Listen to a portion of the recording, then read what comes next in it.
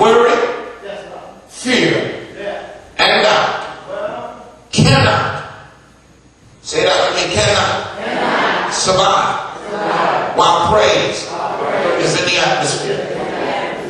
It cannot survive. When you are fearful, that is the time to go into praise. When you are worried, that is the time to go into praise. When you are experiencing doubts in your mind, that's when you go into praise. The reason why you do that is because all of these emotions, because that's what they are emotions that affect the thinking process of the person.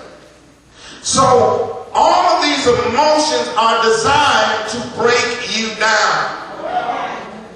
They're designed to weaken you. They're designed to destroy you.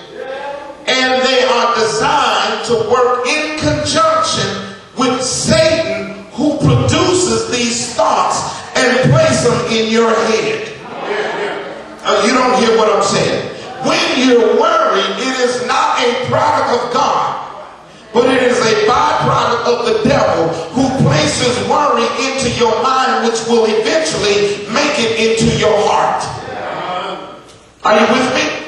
So we need to understand what praise does. Praise gets me out of that emotional state of mind and puts me somewhere else. It is like moving out of one state and moving into another state. So when you're in this emotional state of mind, you have to get on the airplane of praise and fly out of that state into another state.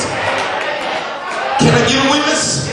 That's why you have to learn. I don't care if you by yourself. Maybe you're on the job. Maybe you're driving down the street. That's why you gotta learn to take a praise break.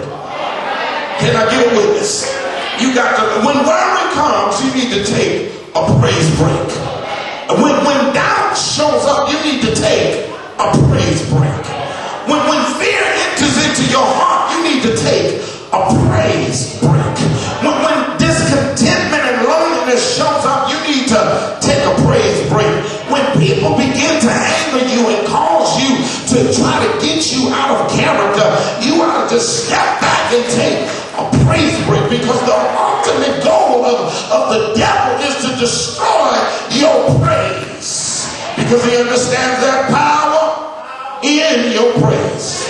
There are some potent tools in praise, because what praise does, praise gets me thinking about Jesus and all of the things that Jesus has done for me in the past. I may be going through some stuff sometimes. I may be sick, but when I can get into my praise closet, when I can take a praise break and I begin to look back yonder into my life and I begin to see what God had already done for me and what he's doing for me, and when I think about what God has done for me, I can shout a little bit. I can praise him in the midst of my adversity. So everything that the devil is trying to do will not work, because I dismiss his plan with praise. And this is why you got to learn that these things that happen to us happen for a reason. They come about in our lives unannounced. This is why I believe the songwriter declared, when he said, this joy that I have, you don't hear me? The world didn't give it to me, and the world can't take it away. Are you with me? This joy I have, my sickness didn't give it to me, and the sickness can't take it away. And there are some things that you need to understand. There's a difference between joy and happiness. Can I just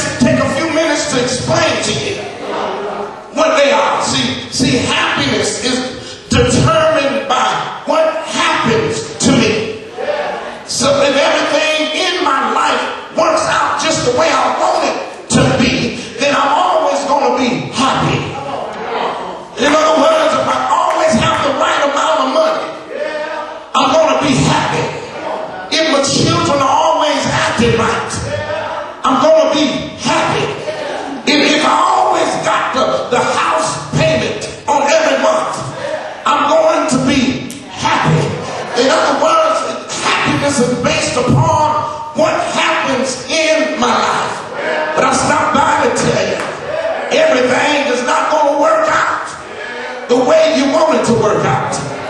Your child is not going to always act the way they ought to act. Your money is not going to always be there.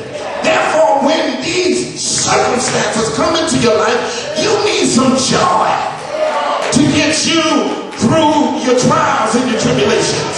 You need some joy to get you to work through that problem that you got with your son or your daughter.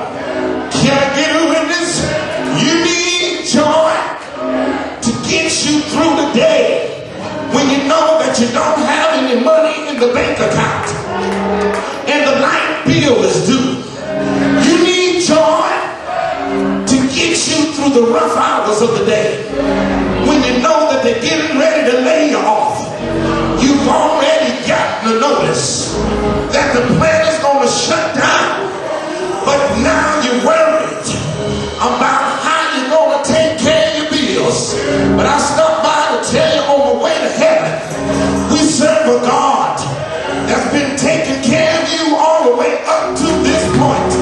And I don't believe that he brought you this far to leave you. Therefore, when I think about the goodness of Jesus